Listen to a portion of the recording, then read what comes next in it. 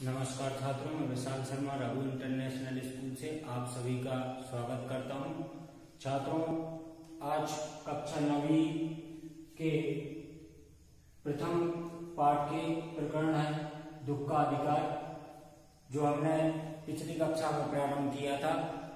इसके संदर्भ में मैं थोड़ा कुछ आपको पिछली कक्षा का अभ्यास कराता हूं कि हमने यशपाल जी के जीवन परिचय पर एक दृष्टि डाली थी और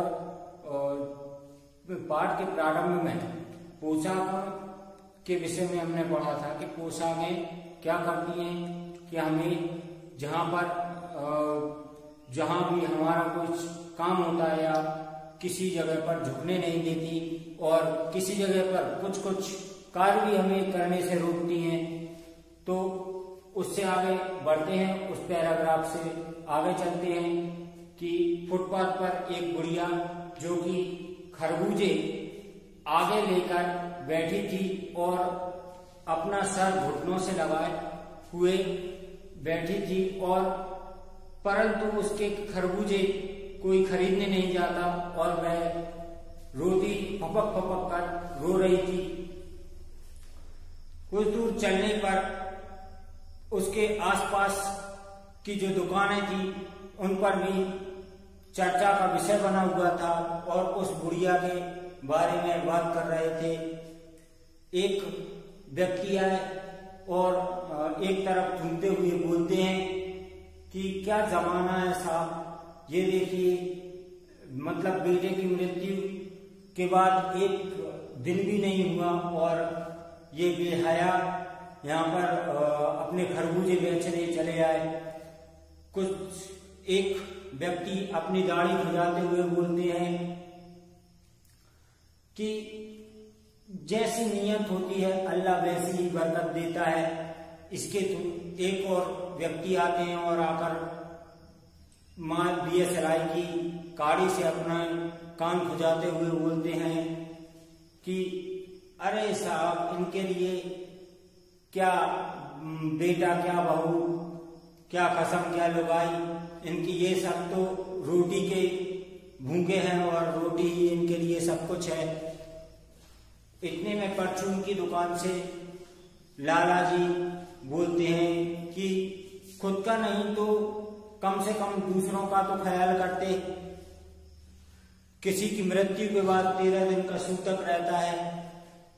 किसी दूसरे के ईमान धर्म को तो नष्ट नहीं करना चाहिए, परंतु क्या करें, ये लोग ऐसे ही होते हैं। और इस तरह की बातें बाजार में हो रही थी।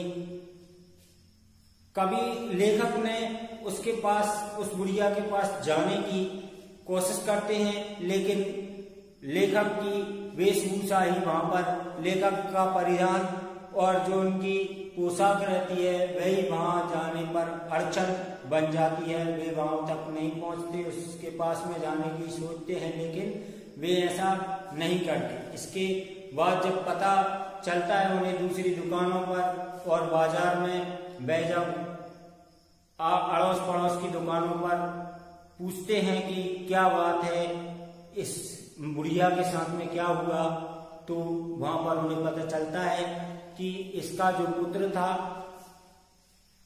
वह कछियारी करता था, सब्जी लगाता था और वहीं पर खरबूजे भी वह पैदा करता था। 1.5 बीघा जमीन में वह उसकी खरबूजे की फसल करता था। उस समय वह परसों वहां पर गया और अपने पैर से किसी सांप पर जो है पैर रखा जाने के कारण सांप ने उसको डस लिया। बुढ़िया को कुछ सूझबूझ नहीं और वह सीधा ओझा के पास गई, झाड़ा फूंकी करवाई और इसके बाद में जो नाग देवता की पूजा करवाई। और नाग देवता की पूजा करवाने के बाद में भी वह जो था भगवाना, वो हमेशा के लिए सो गया था। वह उसकी मृत्यु हो गई थी। अब इसके बाद घर में रो रो कर बुरा हाल था। पिता की मृत्यु हो गई तो उससे क्या, बच्चे भूख से सुबह बिलबिलाने लगे तो गुड़िया ने उन्हें खरबूजे दे दिए, लेकिन वह बहू का क्या करती। बहू का बुखार के कारण बुरा हाल था, उसका शरीर तवे की तरह तप रहा था, गर्म हो रहा था। तब गुड़िया के पास में उसके इलाज के लिए भी पैसे नहीं थे, और जो कुछ उसने छोटे मोटे गहने इत्यादि पहन रखे थे वे भगवाना की विदाई में, भगवाना उसका लड़के का नाम था जिसकी मृत्यु हो गई थी, वह उसके विदाई में खर्च हो गए, और उसके पास में जो कपड़ा बाजार में आया उसमें खर्च हो गए। अब गुड़िया क्या करती, वह खरबूजे लेकर जो भगवाना वहां से तोड़कर लाया था कचहरी से, वह बेचने के लिए बाजार में आ गई। यह देखकर लेखक सोचने लगे कि एक देखो ये गुड़िया है, और एक उसकी लेखक के जो पड़ोस की एक संभ्रांत मतलब सम्मानित एक परिवार की एक स्त्री थी, जिनके बेटे की मृत्यु के बाद वे 2.5 महीने तक बिस्तर से उठी नहीं थी, और उनकी तबीयत भी ज्यादा खराब थी, आंखों से आंसू रुकते नहीं थे। उस पुत्र वियोगिनी का दुख पूरा शहर समझ रहा था, जान रहा था, और पूरा शहर भी शोक से द्रवित हो उठा था कि कितना शोक है। 2 डॉक्टर लग रहे थे, लेकिन उनका जो है तबीयत सही नहीं हो रही थी अपने पुत्र वियोग के कारण। और एक ये बुढ़िया थी जो कि कल पुत्र को की अंतिम विदाई हुई, और वे इसके बाद में फल लेकर, खरबूजे लेकर वहां पर बेचने के लिए आ गई। तो यह सोचते सोचते लेखक चलते जा रहे थे, और जाते जाते यही सोच रहे थे, चलते हुए यही सोच रहे थे कि दुख मनाने के लिए भी सहूलियत चाहिए, दुख मनाने के लिए भी पैसा होना अति आवश्यक है, और सहूलियत का होना अति आवश्यक है। दुख का अधिकार भी हर किसी को नहीं होता, अर्थात दुख का अधिकार भी समाज में और संसार में किसी किसी को ही होता है। यहाँ पर लेखक ने उच्च वर्ग और निम्न वर्ग की तुलना की है।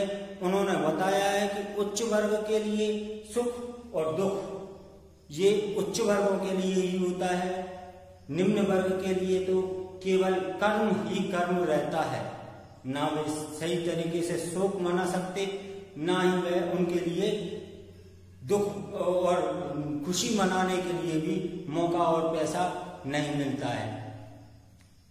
छात्रों, यह कहानी आपको समझ में आ गई होगी, और आगे आप पढ़ेंगे, और इसके साथ साथ मैंने कुछ यहाँ पर शब्दार्थ दिए हैं जिनको आप समझ लेते हैं। यहाँ पर अधीर, अधीर गुड़िया को कहा गया था। अधीर का तात्पर्य होता है ढलती अवस्था, बढ़ती हुई अवस्था है, ढलती अवस्था।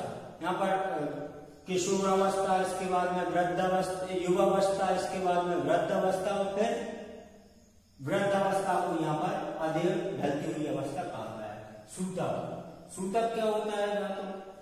सूतक का तात्पर्य होता है कि जब किसी के घर में बच्चा जन्म लेता है, वह समय वो 2-3-4 दिन का समय होता है, और जब किसी की मृत्यु हो जाती है तो वो सूतक का 13 दिन तक जो है सूतक का दिन, सूतक के दिन रहते हैं, सूतक का समय रहता है। उसी को यहाँ पर बताया गया है।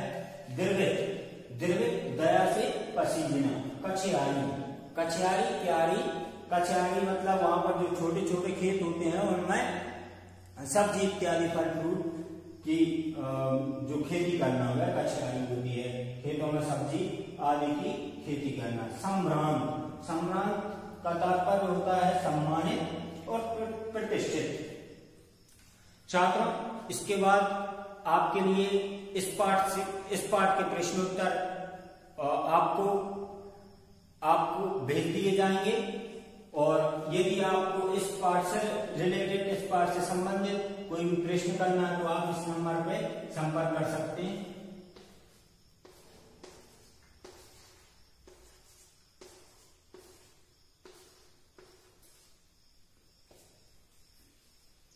मिलते हैं अगली क्लास में। धन्यवाद।